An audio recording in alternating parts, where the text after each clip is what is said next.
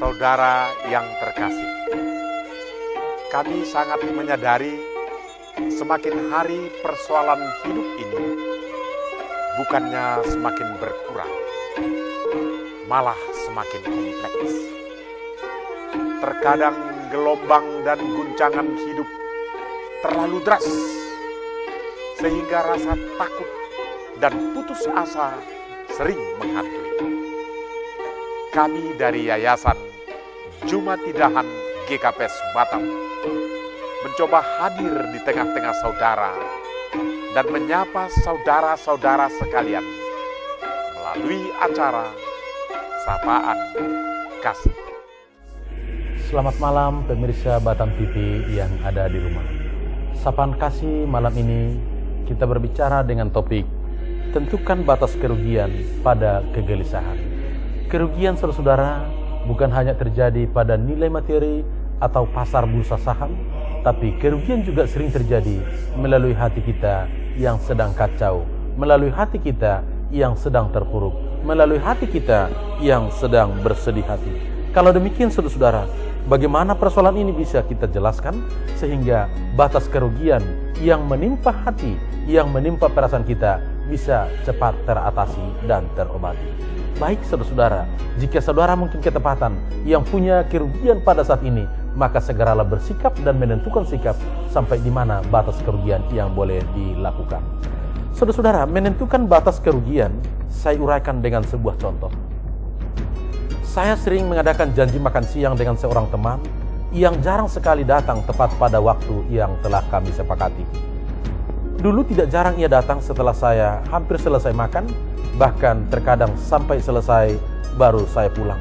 Akhirnya saya memberitahu tentang prinsip batas kerugian bagi dia. Sekali lagi saya katakan, batas kerugian saya sediakan bagi dia. Jika dia tidak datang selama 10 menit dari janji yang kami tentukan, maka saya akan pulang tanpa perjanjian ini dilanjutkan kembali. Jika kau baru datang sesudah 10 menit, berarti perjanjian ini akan batal dan saya tidak akan menunggu dia. Alhasil saudara-saudara, orang ini sangat cerdik. Betapa bahagianya seandainya sejak dari dulu saya beritahu tentang prinsip ini bagi dia, maka kerugian saya tidak berlarut-larut.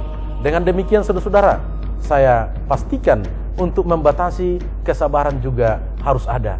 Artinya, sebenarnya perasaan kita pasti akan terganggu ketika kita tetap ada dalam kerugian.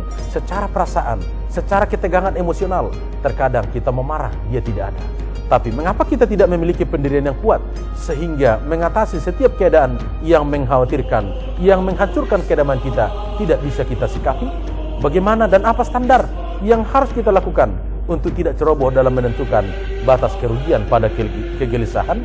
Baik, jika ini memang persoalan kita dapat menghargai sesuatu sesuai dengan nilai hidup kita sendiri.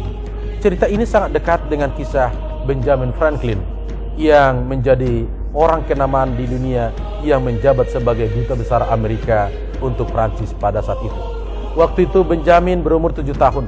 Ia membuat kesalahan yang terus diingatnya sampai 70 tahun lamanya. Pernah ia ingin sekali memiliki seruling. Ia pergi ke toko mainan, mengambil seruling dan langsung membayarnya tanpa menanyakan terlebih dahulu berapa harganya. Sesudah dia kembali di rumah, kakak-kakaknya dan orang tuanya memarahinya sampai habis-habisan dengan pernyataan bahwa seruling itu terlalu mahal dan tidak sesuai dengan harga yang sudah dibayar. Kemudian kakak-kakaknya memberitahukan kembali bahwa dia adalah orang yang bodoh, yang sama sekali tidak layak untuk membeli seruling yang begitu mahal. Jauh lebih mahal dari harga yang seharusnya. Ia lantas diolok-olok, ditertawakan. Akhirnya dia menjadi jengkel, tapi dia tidak punya kekuatan untuk mau melawan. Tapi saudara-saudara, ketika dia menjadi orang kenamaan di dunia dan sudah menjabat sebagai duta besar, dia masih tetap ingat perihal seruling yang pernah menimpa hidupnya dengan harga yang terlalu mahal.